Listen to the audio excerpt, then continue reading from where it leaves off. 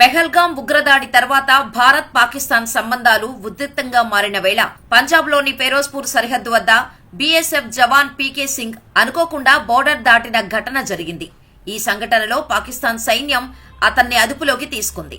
ఈ ఘటన యాదృచ్ఛికమని, పీకే సింగ్ కావాలని పాక్ భూభాగంలోకి ప్రవేశించలేదని బీఎస్ఎఫ్ అధికారులు స్పష్టం చేశారు.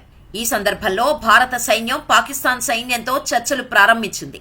బీఎస్ఎఫ్ జవాన్ పీకే సింగ్ ను సురక్షితంగా విడిచిపెట్టాలని బీఎస్ఎఫ్ అధికారులు పాకిస్తాన్ బోర్డర్ సెక్యూరిటీ అధికారులను కోరారు. ఈ ఘటన సరిహద్దు వద్ద రోజూ జరిగే పెట్రోలింగ్ సమయంలో సంభవించినట్టు తెలుస్తోంది.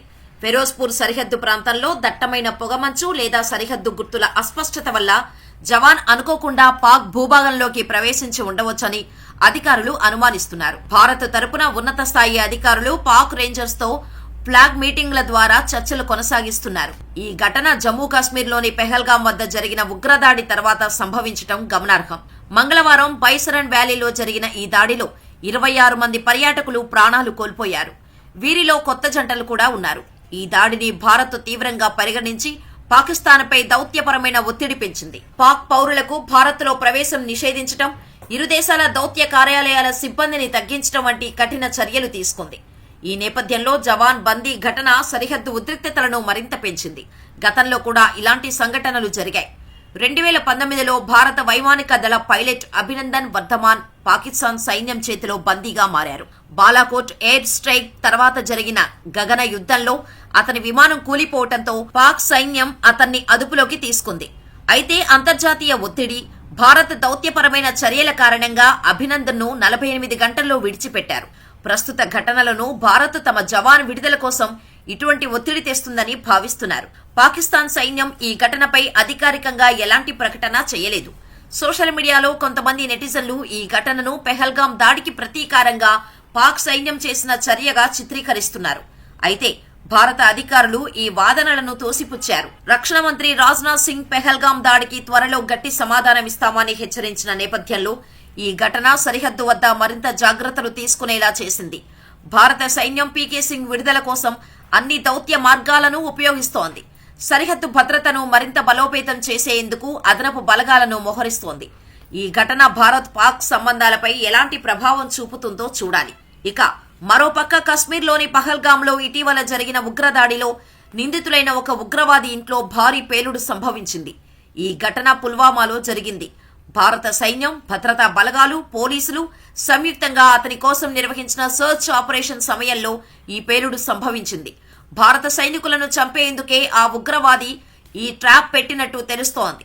ఈ పేలుడును ముందే పసిగట్టిన భద్రతా బలగాలు త్రుటిలో తమ ప్రాణాలు కాపాడుకున్నారు. ఇక వివరాల్లోకి వెళ్తే జమ్మూ కాశ్మీర్లోని పుల్వామా జిల్లా త్రాల్ పట్టణం మోనఘామా ప్రాంతంలో ఓ ఇంట్లో భారీ పేలుడు సంభవించింది. ఈ ఘటన శుక్రవారం జరిగింది. ఆ ఇల్లు ఉగ్రవాది ఆసిఫ్ షేక్ కు చెందినదిగా స్థానిక పోలీసులు తెలిపారు. ఆసిఫ్ షేక్ మరో ఉగ్రవాది అయిన ఆదిల్ రోకార్ తో కలిసి పలు ఉగ్రవాద కార్యకలాపాల్లో పాల్గొన్నాడని, పాకిస్తానీ ఉగ్రవాదుల గ్రూపులో ఇతను సభ్యుడిగా ఉన్నట్టు సమాచారం. 2019లో పుల్వామా ఉగ్రవాద దాడిలో, ఇటీవల జరిగిన పహల్గాం ఉగ్రవాద దాడిలో ఆసిఫ్ షేక్ ప్రమేయం ఉందని తేలటంతో అతని కోసం స్థానిక పోలీసుల సాయంతో భారత సైన్యం, భద్రతా బలగాలు గాలింపు చర్యలు చేపట్టాయి. ఈ క్రమంలో త్రాల్ పట్టణంలో అతని ఇల్లు ఉందని తెలిసి అక్కడికి చేరుకున్నారు. స్థానిక పోలీసుల కథనం ప్రకారం పాకిస్తాన్ నిషేధిత ఉగ్రవాద సంస్థ లష్కరే తైబా లోకల్ కమాండర్ గా ఆసిఫ్ షేక్ వ్యవహరిస్తున్నట్టు సమాచారం అందుకున్న భద్రతా బలగాలు, భారత సైనికులు అతని కోసం గాలింపు చర్యలు చేపట్టారు. ఈ క్రమంలో త్రాల్ పట్టణంలో అతని ఇల్లు ఉందని తెలిసి అక్కడ సర్చ్ ఆపరేషన్ నిర్వహించారు. కానీ భద్రతా బలగాలు ఆసిఫ్ షేక్ ఇంట్లోకి వెళ్లినప్పుడు లోపల పేలుడు పదార్థాలు కనిపించాయి. వాటికి వైర్లతో కనెక్షన్ ఉంది. ఇదంతా చూసి ఇది ట్రాప్ గా అనుమానించిన భద్రతా బలగాలు వెంటనే అక్కడి నుంచి బయటకు వచ్చేశారు. క్షణాల్లోనే ఆసిఫ్ షేక్ ఇల్లు పేలిపోయింది. పేలుడు భారీ స్థాయిలో జరిగినట్టు వీడియో దృశ్యాల ద్వారా తెలుస్తోంది. ఈ ఘటనలో ఎటువంటి ప్రాణ నష్టం జరగలేదు. అయితే భారత సైనికులను హతమార్చేందుకు ఉగ్రవాదులు ఆసిఫ్ షేక్ ఇంట్లో ట్రాప్ చేసినట్టు పోలీసులు తెలిపారు. అయితే ఆ పేలుడు భారీ స్థాయిలో ఉండటంతో ఎటువంటి పేలుడు పదార్థాలు ఉపయోగించారనే కోణం విచారణ జరుగుతోందని పోలీసులు తెలిపారు. ఉగ్రవాది ఆసిఫ్ షేక్ తో సన్నిహితుడైన లష్కరే ఉగ్రవాది ఆదిల్ రోకార్ అలియాస్ ఆదిల్ గురి ఇంటిని భారత సైన్యం కూల్చివేసింది. ఈ ఘటన బీజేపీహార్లో జరిగింది.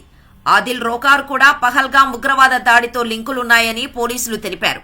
బిజ్బెహార ప్రాంతానికి చెందిన ఆదిల్ 2018లో పాకిస్తాన్కు దొంగచాటుగా వెళ్లి అక్కడ ఉగ్రవాదుల స్థావరాల్లో ట్రైనింగ్ పొందాడు. ఆ తర్వాత బిజ్ బెహారాకు 2024లో తిరిగి వచ్చి దేశ వ్యతిరేక ఉగ్రవాద కార్యకలాపాలకు పాల్పడుతున్నట్టు ఇంటెలిజెన్స్ సమాచారం అందించింది.